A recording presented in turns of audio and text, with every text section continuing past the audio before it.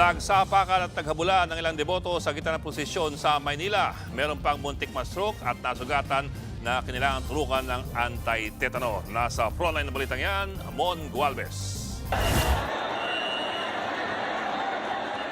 Sa gitna ng prosesyon, nagsapakan ang mga debotong ito pasado alas 5 kaninang hapon sa Arleguet Fraternal Street sa Maynila.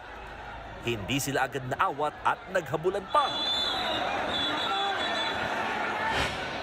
Nagkagirian at nagtulakan din ng mga pulis at ilang deboto.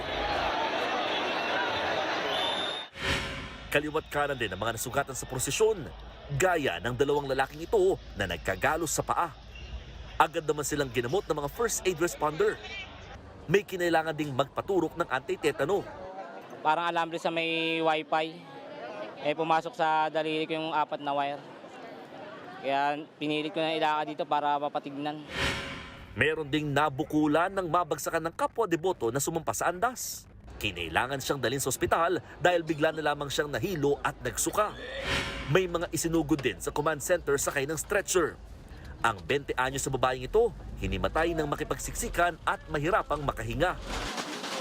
Nag-complain siya ng numbness ng lower extremities. So ito ay simptomas na maaaring nagkakaroon ng stroke ang ating pasyente. Pasado alas 2 ang hapon naman nang mapigtas ang lubid na nakakabit sa andas ng Poong Jesus Nazareno sa Quezon Boulevard. Mag-aalas 6 na ng gabi sa Arleguet Street nang naikabit ang ipinalit na lubid. Sa dami ng mga deboto, higit 4 na oras nagtagal ang andas sa Arleguet bago tuluyang nakaliko ng Fraternal Street pasado alas 8 ng gabi. Nagbabalita mula sa frontline, Mon Gualvez, News 5.